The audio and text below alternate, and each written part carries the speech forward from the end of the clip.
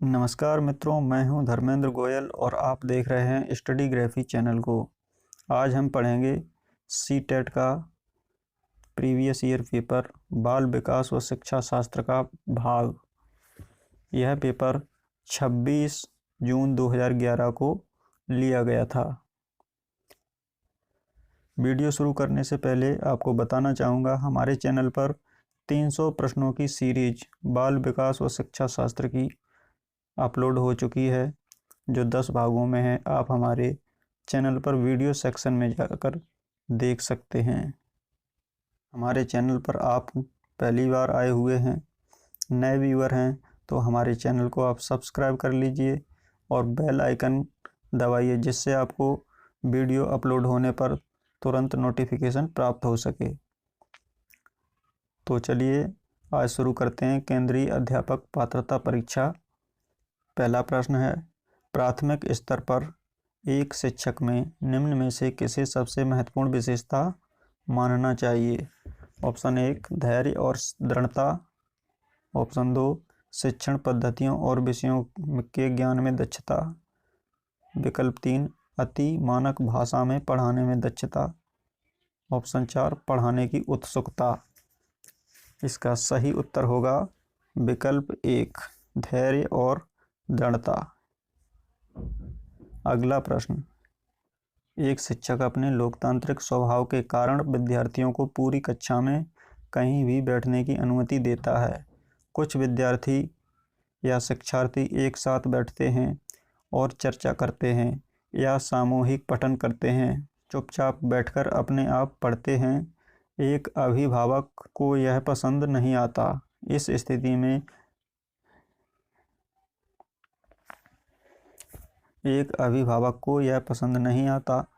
स्थिति से निपटने का निम्न में से कौन सा तरीका सबसे बेहतर हो सकता है? ऑप्शन 1 अभिभावकों को प्रधानाचार्य से अनुरोध करना चाहिए कि वे उनके बच्चों का अनुभाग बदल दें। ऑप्शन 2 अभिभावकों को शिक्षक पर विश्वास व्यक्त करना चाहिए और शिक्षक के साथ समस्या पर चर्चा करना चाहिए। विकल्प 3 अभिभावकों को उस विद्यालय से अपने बच्चे को निकाल लेना चाहिए। विकल्प 4 अभिभावकों को प्रधानाचार्य से शिक्षक की शिकायत करनी चाहिए। इसका सही आंसर है ऑप्शन 2 अभिभावकों को शिक्षक पर विश्वास व्यक्त करना चाहिए और शिक्षक के साथ समस्या पर चर्चा करनी चाहिए। अगला प्रश्न 3 वह अवस्था जब बच्चा तार्किक रूप से वस्तुओं व घटनाओं के विषय में चिंतन प्रारंभ करता है।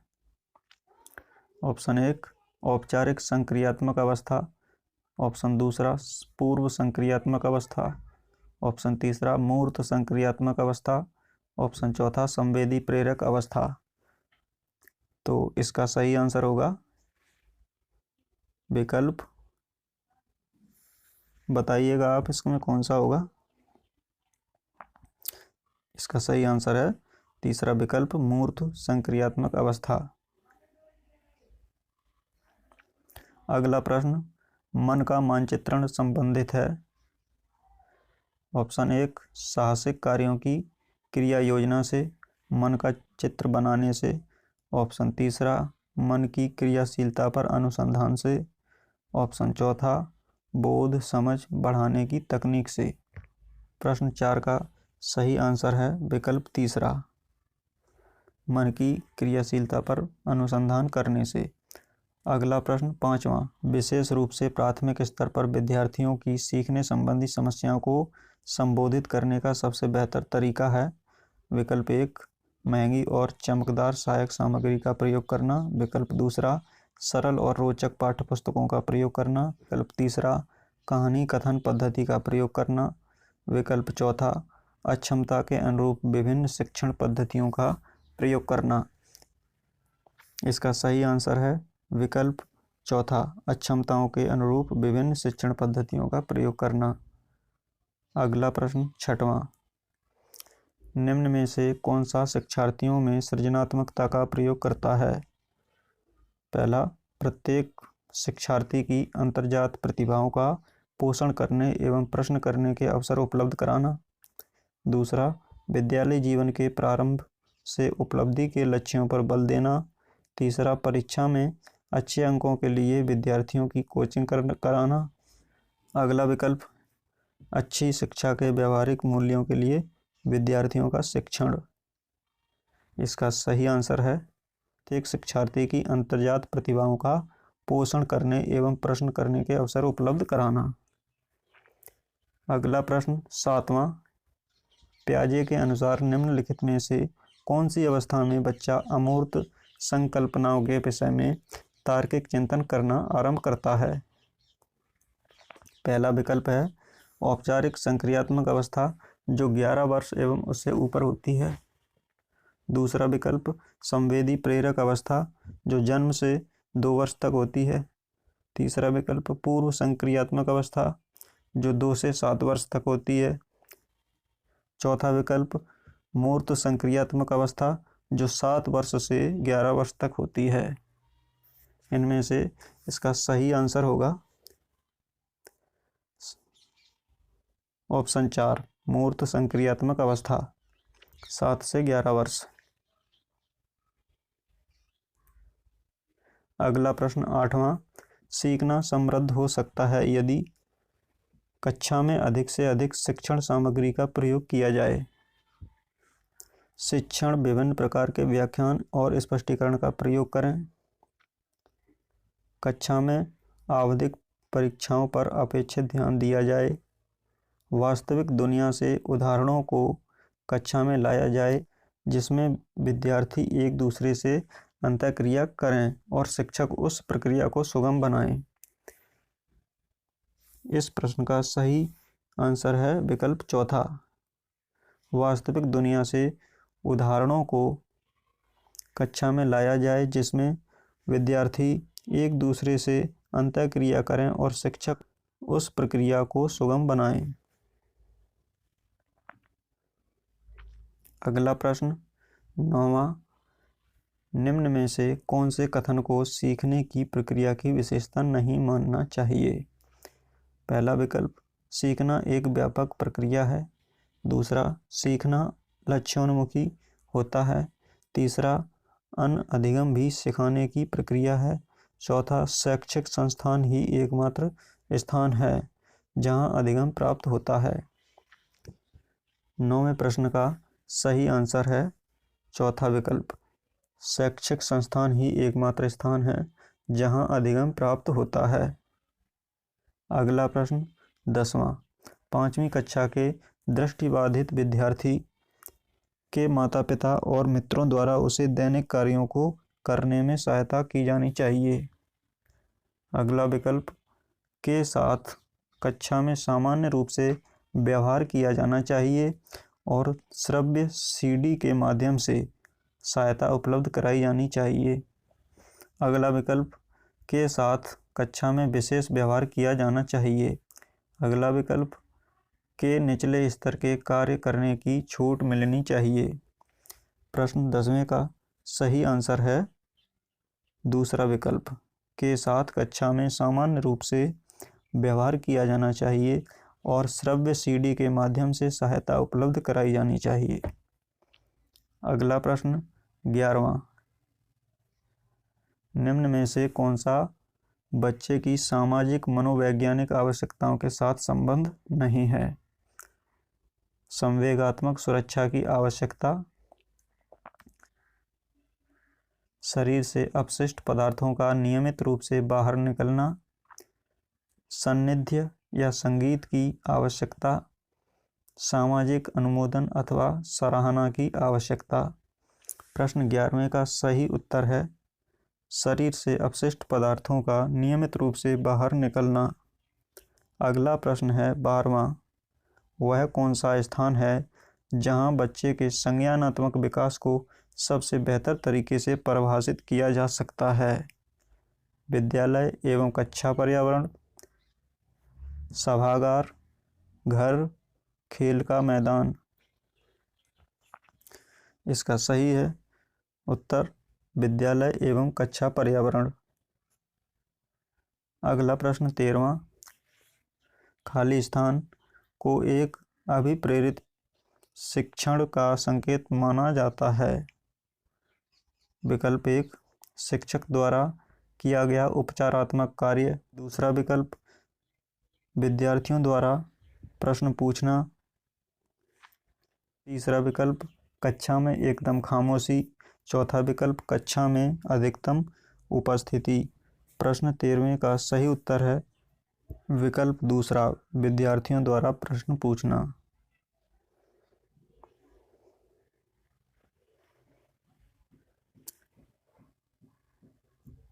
अगला प्रश्न, निम्न में से कौन सा बुद्धिमान बच्चे का लक्ष्य नहीं है?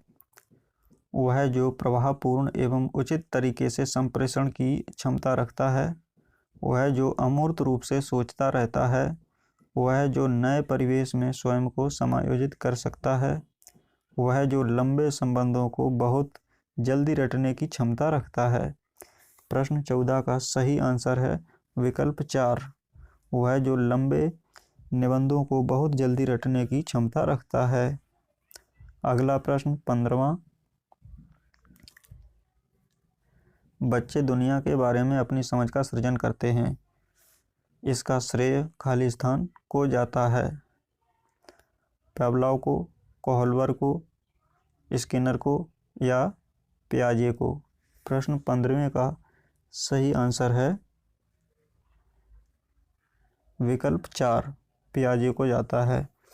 अगला प्रश्न 16वां, कृतिका अक्सर घर में ज़्यादा बात नहीं करती लेकिन विद्यालय में काफ़ी बात करती है। यह दर्शाता है कि शिक्षकों की यह मांग होती है कि बच्चे विद्यालय में खूब बात करें। कृतिका को अपना घर बिल्कुल पसंद नहीं है।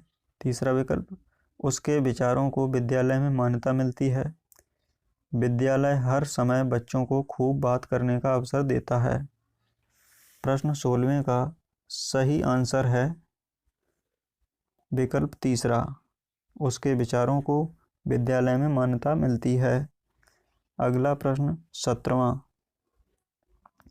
एक शिक्षक को अपने विद्यार्थियों की क्षमताओं को समझने का प्रयास करना चाहिए। निम्नलिखित में से कौन सा क्षेत्र इस उद्देश्य के साथ संबंध है? सामाजिक दर्शन, मीडिया मनोविज्ञान, शिक्षा मनोविज्ञान, शिक्षा समाजशास्त्र।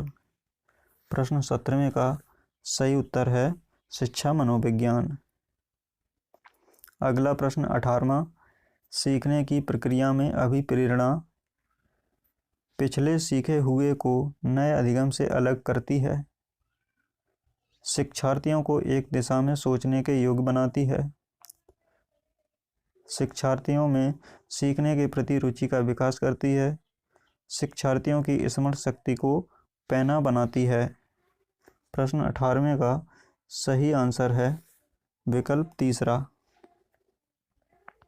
शिक्षार्थियों में सीखने के प्रति रुचि का विकास करती है। अगला प्रश्न 19वां, शिक्षा के क्षेत्र में पाठ्यचर्या शब्दावली खाली स्थान की ओर संकेत करती है। विद्यालय का संपूर्ण कार्यक्रम जिसमें विद्यार्थी प्रतिदिन अनुभव करते हैं, मूल्यांकन प्रक्रिया, कक्षा में प्रयुक्त की जाने वाली पाठ्य सामग्री, शिक्षण पद्धति एवं पढ़ाई जाने वाली विषय वस्तु। प्रश्न 19 का सही आंसर है विद्यालय का संपूर्ण कार्यक्रम जिसमें विद्यार्थी प्रतिदिन अनुभव करते हैं। अगला प्रश्न है 20वां, निचली कक्षाओं में शिक्षण की खेल पद्धति मूल रूप से आधारित है शिक्षण पद्धतियों के सिद्धांतों पर, विकास एवं सिद्धांत के मनोवैज्ञानिक सिद्धांतों पर, शिक्षण के समाजशास्त्रीय सिद्धांतों पर, शारीरिक शिक्षा कार्यक्रमों के सिद्धांतों पर। प्रश्न 20वें का सही उत्तर है विकास एवं वृद्धि के मनोवैज्ञानिक सिद्धांतों पर। प्रश्न 21, एक बच्चा अतीत की समान परिस्थिति में की गई अनुक्रियाओं के आधार पर नई स्थिति के प्रति अनुक्रिया करता है, यह किससे संबंधित है? सीखने का प्रभाव नियम, सीखने की प्रक्रिया का अभिवृद्धि नियम, सीखने का तत्परता नियम, सीखने का सादृश्यता नियम। प्रश्न 21 का सही आंसर है विकल्प पहला, सीखने का प्रभाव नियम। अगला प्रश्न 22वां, खाली स्थान प्रतिभाशाली होने का संकेत नहीं है। दूसरों के साथ झगड़ना, अभिव्यक्ति में नवीनता, जिज्ञासा, सृजनात्मक विचार। प्रश्न 22 का सही उत्तर है विकल्प पहला, दूसरों के साथ झगड़ना।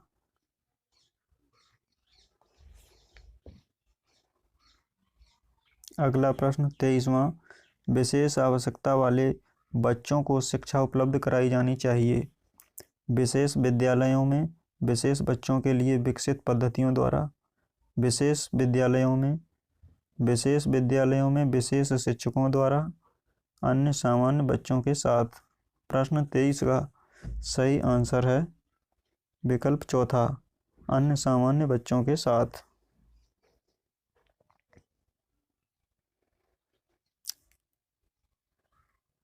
अगला प्रश्न 24वां, आकलन को उपयोगी और रोचक प्रक्रिया बनाने के लिए खाली स्थान के प्रति सचेत होना चाहिए। विद्यार्थियों को बुद्धिमान या औसत शिक्षार्थी की उपाधि देना, शैक्षिक और सह शैक्षिक क्षेत्रों में विद्यार्थी के सीखने के बारे में जानकारी प्राप्त करने के लिए विविध तरीकों का प्रयोग करना, प्रतिपुष्टि या फीडबैक देने के लिए तकनीकी भाषा का प्रयोग करना, अलग अलग विद्यार्थियों में तुलना करना। प्रश्न 24 का सही आंसर है विकल्प दूसरा, शैक्षिक और सह शैक्षिक क्षेत्रों में विद्यार्थी के सीखने के बारे में जानकारी प्राप्त करने के लिए विविध तरीकों का प्रयोग करना। अगला प्रश्न, डिसलेक्सिया किससे संबंधित है? गणितीय विकार से, पठन विकार से, व्यवहार संबंधी विकार से या मानसिक विकार से। प्रश्न 25 का सही आंसर है विकल्प दूसरा, पठन विकार से। अगला प्रश्न 26वां, बच्चों की सीखने की प्रक्रिया में माता पिता को खाली स्थान भूमिका निभानी चाहिए। अग्रोन्मुखी, सहानुभूतिपूर्ण, तटस्थ, नकारात्मक। प्रश्न 26 का सही आंसर है अग्रोन्मुखी। अगला प्रश्न 27वां, विकास कभी न होने वाली प्रक्रिया है, यह विचार किससे संबंधित है?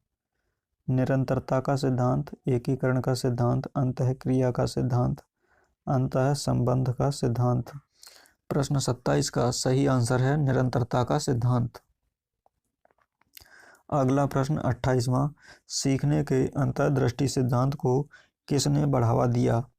पावलोव ने, जीन पियाजे ने, वाइगोत्स्की ने या गेस्टाल्ट सिद्धांतवादियों ने? प्रश्न 28 का सही आंसर है गेस्टाल्ट सिद्धांतवादी। अगला प्रश्न 29वां, निम्नलिखित में से किस अवस्था में बच्चे अपने समवयस्क समूह के सक्रिय सदस्य हो जाते हैं? प्रौढ़ावस्था में, पूर्व बाल्यावस्था में, किशोरावस्था में। प्रश्न 29 का सही आंसर है विकल्प चौथा, किशोरावस्था में। इस पेपर का अंतिम और आखिरी प्रश्न 30वां, बच्चों के बौद्धिक विकास की 4 विशिष्ट अवस्थाओं की पहचान की गई। एरिक्सन द्वारा, स्किनर द्वारा, पियाजे द्वारा, कोहलबर्ग द्वारा। प्रश्न 30 का सही आंसर है स्किनर के द्वारा। सीटेट यानी केंद्रीय अध्यापक शिक्षक पात्रता परीक्षा का बाल विकास व शिक्षा शास्त्र का यह पेपर यहाँ पूरा समाप्त होता है। अगला पेपर हम फिर देखेंगे। इससे पूर्व बताना चाहूँगा आपको, हमारे चैनल स्टडीग्राफी को आप सब्सक्राइब कर लीजिए। सब्सक्राइब करके बेल आइकन ज़रूर दबाइएगा, जिससे आपको नए वीडियो अपलोड होने का तुरंत नोटिफिकेशन प्राप्त हो सके। धन्यवाद।